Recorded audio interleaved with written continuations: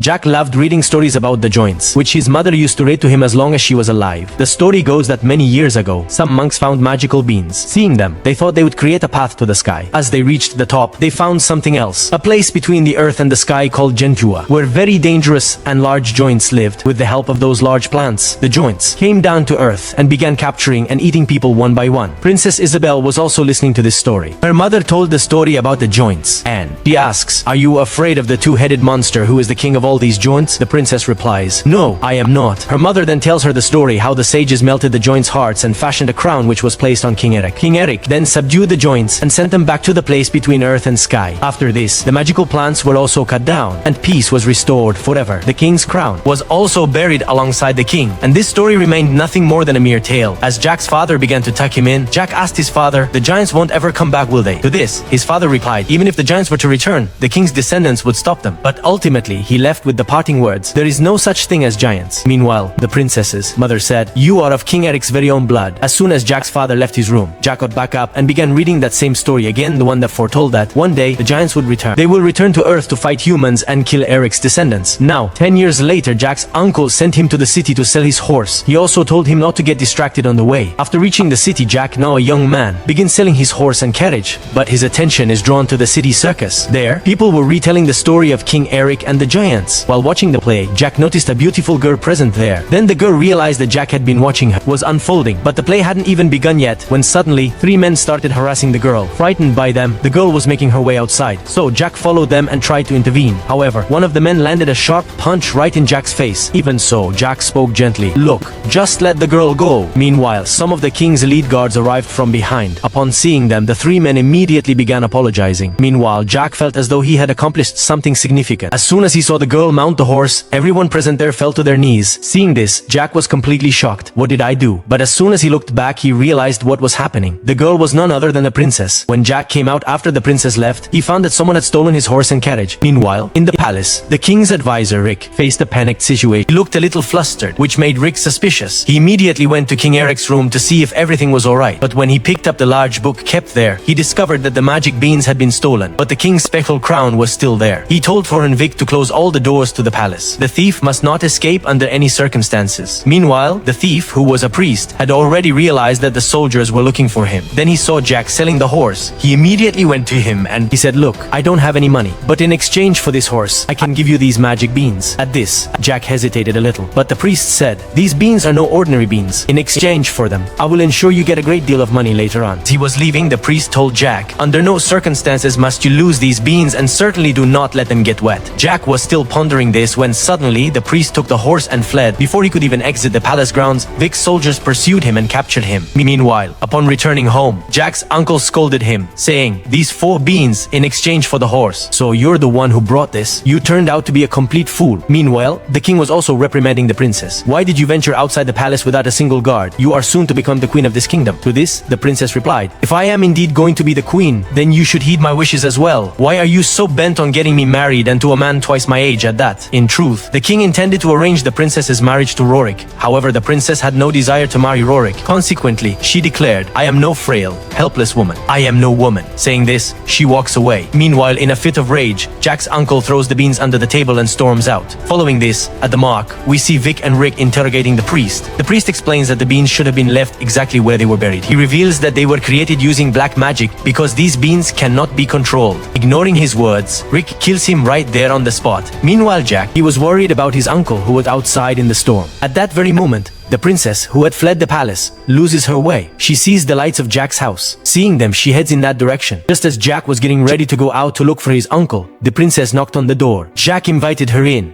and they started talking. The rain had caused water to drip into Jack's house. It had slowly flowed down to one of the magical beans. Jack showed Princess Isabelle the book about joints he had been keeping. As I used to read in my childhood, the two of them were acting toward each other as if they didn't recognize one another at all. Just then, Jack asked, "Who are you running away from?" To this, the princess replied, "That is none of your business." Meanwhile, water had reached the magical beans lying on the ground below, and they began to sprout.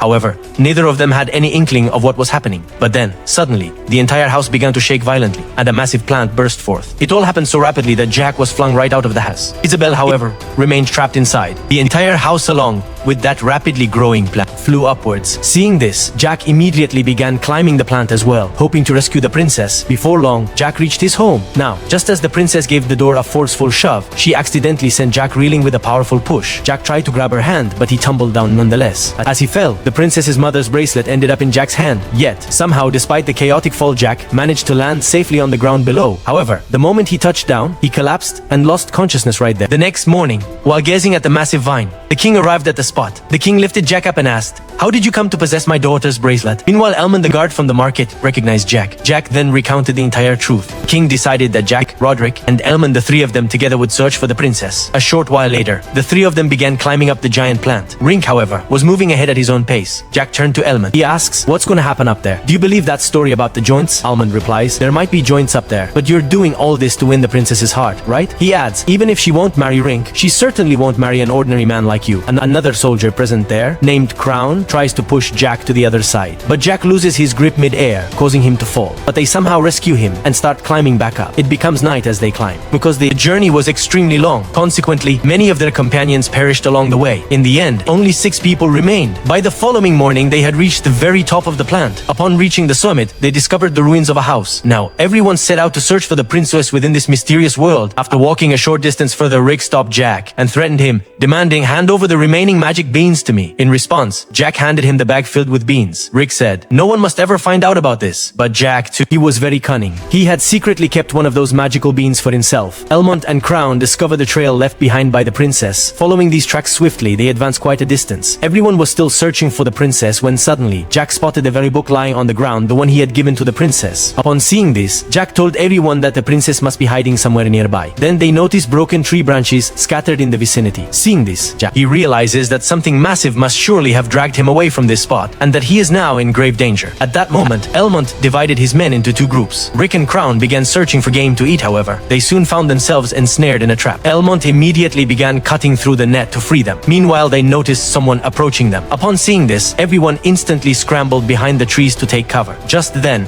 a colossal giant arrived on the scene and, spotting those present, picks up a sheep and swallows it whole. Then suddenly, the monster catches the scent of Crown. Before long, it tracks Crown down. Upon seeing this, Crown attempts to flee the scene. However, the giant reaches him in a single bound. He was just about to pick him up in his hands and devour him when Elmont came rushing forward and struck the giant a fierce blow with his sword. But the giant delivered a powerful kick that sent him flying. He landed some distance away and immediately lost consciousness. Now, the giant had both of them in his grasp, took it and carried it away with him. Meanwhile, Jack was observing all of this as well. Silently, without uttering a word, he began to follow them. Elsewhere, the other group reached a waterfall. Just then, Rink, acting deceptively, said to one of his soldiers, "Look, the princess." As soon as the soldier stepped forward, Roderick shoved him. In that instant, a giant appeared on the scene, snatched up Elmont's other soldier, and devoured him. At that very moment, a second giant arrived. He was just about to seize him when, in the nick of time, Roderick managed to grab that special crown, thereby saving his life. Meanwhile, Jack, the giant, pursuing her, he eventually reaches her city. At that moment, we are shown that the princess is being held captive in a cage by a giant.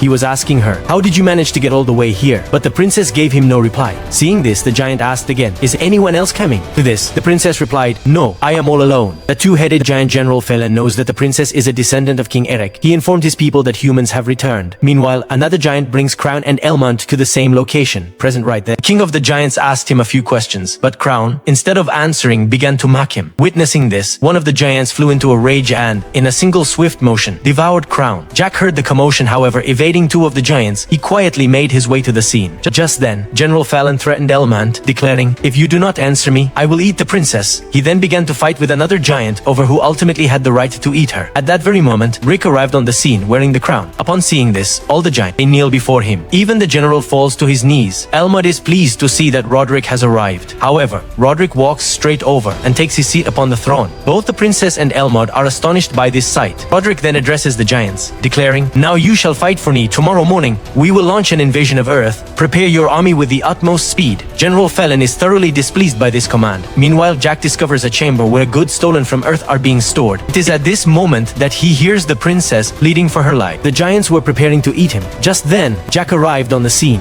Meanwhile, one of the giants began searching for something. Seizing this very opportunity, Jack made his way to the cage where the princess was imprisoned. Jack tried desperately to free the princess from the cage, but he was unsuccessful. So, he went over to Elmont and handed him a knife. As soon soon as the giant returned, Jack immediately hid himself and watched as the giant completely covered Elmont in flour and then placed him over the open fire to cook. Afterward, Jack used a rope to climb upward. Just then, Elmont, using a knife, he cuts through the dough and frees himself. Just then, the giant pulls the princess out of her cage as well. Seizing this opportunity, Jack grabs a large dagger and at the mark plunges it into the giant's back. Meanwhile, Elmont also quickly manages to free himself. Upon seeing this, the princess quickly hides while Jack clings to the giant's back. Now, in an attempt to catch Jack, the giant violently slams himself against a wall. As a result, the large dagger pierces straight through his abdomen, and in an instant, the giant collapses dead right there. It goes. Upon seeing this, Princess Elmont was completely astonished that Jack had managed to slay such a massive giant. Just then, Jack said, "I know a way. Come with me quickly, down the other side." Meanwhile, below, the king asked his general, "Should we cut down this magical plant?" To this, the general advised, "Let us wait a little longer. Otherwise, our men who have gone up will not be able to make it back either." Subsequently, Jack, the princess, and Elmont arrived at the edge of a ravine where they spotted a sleeping giant. At that moment, Jack had an idea. "Let's wake him up using a beehive. Then it will run away in fear." Now they both approach the giant's mouth, put the honeycomb inside its crown, close it from the outside and run away. Shortly after, the giant wakes up in a start. He loses his balance and falls straight into the ditch. Now in joy at escaping another disaster, Jack and the princess embrace each other. But Elmont doesn't like this. Walking to the shore, Elmont says, "I have to stay here to keep an eye on Roderick. Be able to take the princess back home. From now on, you are her guardian." The princess bids farewell to Elmont, and the two of them depart. Just then, the very giant who had fallen from the ravine crashes straight down onto the earth below. Upon seeing him, the king declared, "My daughter is not more important than the entire kingdom. Everyone's lives will be in danger. Therefore, cut down this plant." However, the general still wished to wait a little longer for the princess's return. Disregarding the general's counsel, the king himself draws his sword and strikes at the plant, begins to cut. He was loudly pleading with his daughter for forgiveness. Upon seeing the king's plight, the general orders his soldiers, "Cut it down." At that very moment, Jack and the princess were climbing down from the plant. They spotted their city and were overjoyed. Amidst this happiness, the two of them drew very close to one another and began to wonder what the people down below might be doing. Down below, the task of cutting down that magical plant was proceeding rapidly. Meanwhile, up above, Elmont was waiting at the edge for Roderick. He was roused from his sleep when the army of giants approached. Just as Roderick reached the edge, Elmont attacks him. During this scuffle, the beans he had been hiding fall to the ground. Subsequently, a fierce battle ensued between the two. Just then, Rick calls out to the giants for help. However, General Fallon orders his men to throw him out. In the fight between Rick and Elmont, Rick appeared to be gaining the upper hand, but then Elmont grabs his sword and uses it to wound him. Seizing an opportunity, Rick attempts to push Elmont into a ravine. However, Elmont draws his concealed dagger and severely wounds Rick. The giants break through the rocks above to carve out a path. But before they could arrive in time,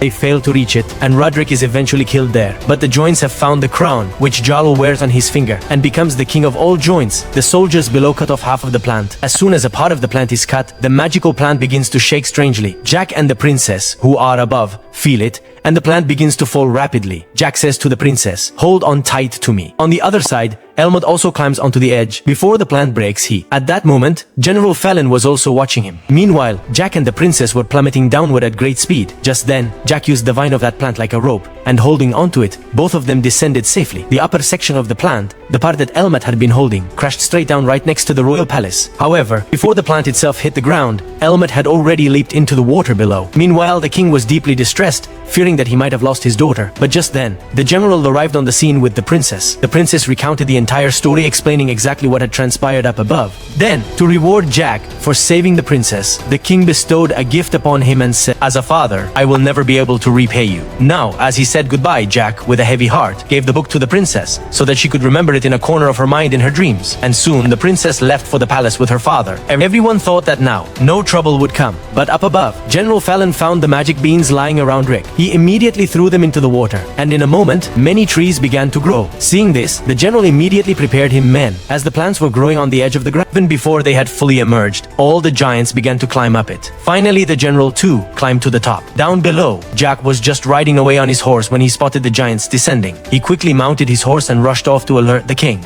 Within moments, the giants reached the ground. Jack called out to Mock, "Ring the bell quickly!" He then hurried off to inform the king and the princess about the giants. Meanwhile, they noticed several giants pursuing them from behind. Everyone began to flee rapidly toward the city. General Fallon was now closing in on the king. At that moment, Elmont, the army and the city were readied. Everything from bows and arrows to boiling oil was prepared. The giants had advanced quite close to Jack's position. Meanwhile, Elmont was waiting for them to enter the city so that he could set the oil ablaze the moment they arrived. As the giants approached the palace, the drawbridge began to be hoisted up. Seeing this, Jack, along with his horse, leaped across to the other side. Just then, the general, following right behind Jack,